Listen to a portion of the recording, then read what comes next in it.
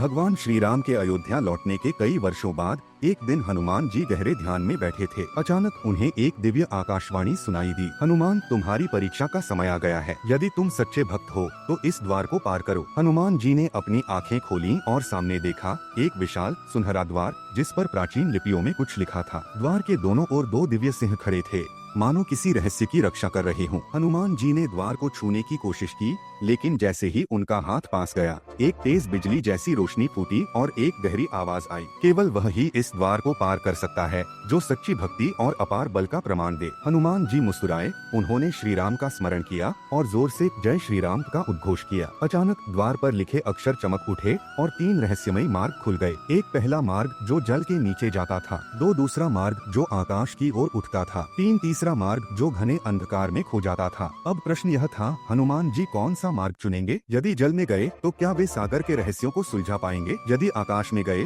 तो क्या कोई दिव्य शक्ति उनका इंतजार कर रही होगी? और यदि अंधकार में गए तो क्या वहाँ कोई भयावह रहस्य छिपा होगा? अब आप बताइए, हनुमान जी को कौन सा मार्ग चुनना चाहिए और क्यों?